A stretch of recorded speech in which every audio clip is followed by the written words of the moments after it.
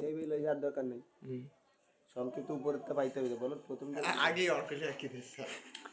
আসসালামু আলাইকুম সকল ছাত্রছাত্রী 2026 সালের এসএসসি এবং দাখিল পরীক্ষার আমি সবাইকে বলবো যে দেখো তোমাদের সংক্ষিপ্ত কিছু প্রশ্ন আসবে পরীক্ষাতে, সেই প্রশ্নগুলো তুমি কীভাবে সলভ করবা সেটা একটু ভালোভাবে দেখো। আমরা এখন আমাদের প্রশ্নের 3 নম্বর একটা প্রশ্ন করাচ্ছি, যেখানে তোমার আছে 1/, এর মান 2 + √5।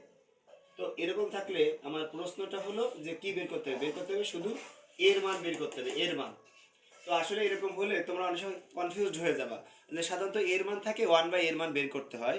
এখন উল্টো প্রশ্ন করা হয়েছে, মানে সম্পূর্ণ ভিন্ন প্রশ্ন করা হয়েছে। সেই ক্ষেত্রে আমি বলবো যে এই জাতীয় ভিডিওগুলো তোমরা বেশি বেশি করে দেখবা। বাংলাদেশে যতগুলো বোর্ড আছে অবশ্যই সংক্ষিপ্ত প্রশ্ন কিন্তু পরীক্ষাতে আসবে। একটা প্রশ্ন করলে তুমি পাবা হচ্ছে 2 মার্ক, একটা এমসিকিউ করলে পাবা তুমি হচ্ছে 1 মার্ক। তাহলে আমাদের এখন করণীয় কি আমি সবাইকে বলবো, একটু ভালো করে খেয়াল করি।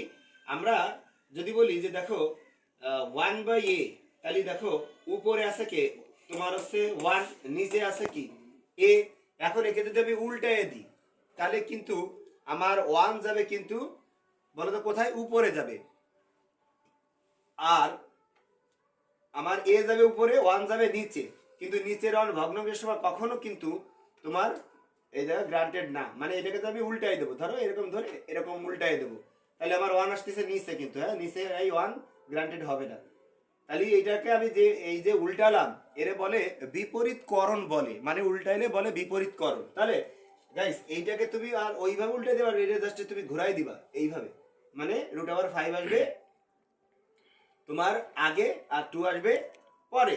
পর্যায়ক্রমে এ কিন্তু আছে কোথায়? এ কি নিচে আছে না উপরে আছে? নিচে আর উপরে যদি আমি তোমাদের একটু বুঝাই, দেখো আমি একটা জায়গায় লিখছি যে a/b, তাহলে এ আছে কি উপরে আর বি আছে কি নিচে।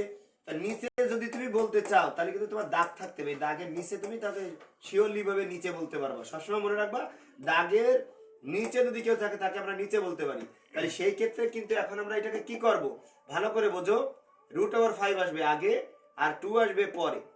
এতে চিহ্নর কোনো পরিবর্তন সাধারণত হয় না।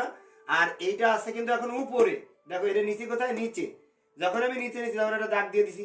আর ভগ্নাংশের সময় অর্থাৎ লব এবং হরের একটা ব্যাপার আছে এখানে, যখন আমি দাগ দিছি তখন এটা ভগ্নাংশ আকার হয়েছে, এবং এই দাগের উপরে কিছু না থাকলে এটা 1 নিতে হবে। তাহলে ঘটনা কি ঘটলো? 1/a এর যদি আমি উল্টাই দিই তাহলে হবে a, আর এইটাকে আমি যদি একটু চেঞ্জ করি তাহলে √5 প্লাস, এখানে প্লাস কিন্তু অবশ্যই আছে, +2। আর এরপরে আমি এটাকে ছিল উপরে নিছি নিচে, আর এই যে ভাগের জন্য আমি একটা উপরে কিছু না একটা 1 নিয়ে নিছি। এখন আমরা কি করব দেখো, আমরা তাহলে কি পাইলাম? সাধারণত এই মুহূর্তে আমাদের যে কাজটা করতে হবে যে আমরা এর যে মানটা, এই জায়গা আমাদের যে 1 আছে, এই জায়গা আমাদের যে মানটা থাকবে মনে রাখো, এই জায়গা যে যা তুমি পাবা সেই মানটাকে বসাবা, √5 + 2 বসালা।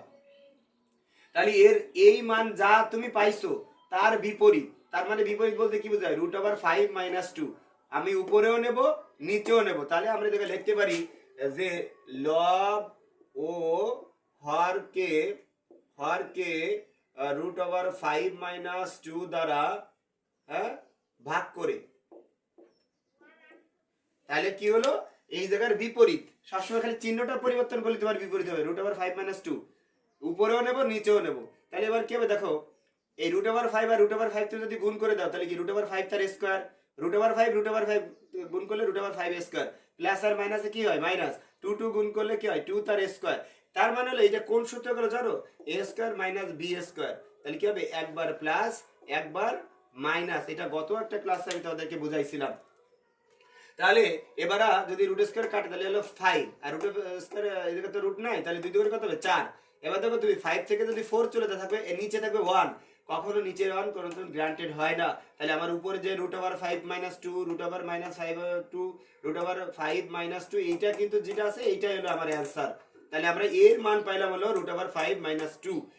তোমাকে বলবে 1/a এর মান আছে, তোমাকে শুধু এর মান বের করতে হবে, তখনই এই নিয়মে হবে। আমি বলবো বেশি বেশি করে তুমি ভিডিওটা দেখো, বারবার দেখো, যে জায়গায় বুঝতেছো সেই জায়গায় আবার বোঝো। আর যদি না বোঝো আমাকে কমেন্ট করে দেন, স্যার এই জায়গায় তো বুঝতেছি না, আপনি প্লিজ এই জায়গায় আর একটু ভালো করে বুঝাই দেন। অবশ্যই আমি তোমাদেরকে পাশে আছি, ইনশাল্লাহ তোমরা ভালো রেজাল্ট করো। এবং বেশি বেশি করে অবশ্যই আমার এই ভিডিওটা তোমরা আমার ইউটিউব চ্যানেলটাকে অবশ্যই সাবস্ক্রাইব করে দেবা, এবং তোমার বন্ধু বান্ধব যারা আছে আত্মীয় স্বজন সবাইকে, যারা এবার পরীক্ষার্থী আছে 9, 10 এবং হচ্ছে এসএসসি এবং দাখিল তাদের কাছে অবশ্যই পাঠিয়ে দেবা। ভালো থাকো, সুস্থ থাকো, আল্লাহ হাফেজ।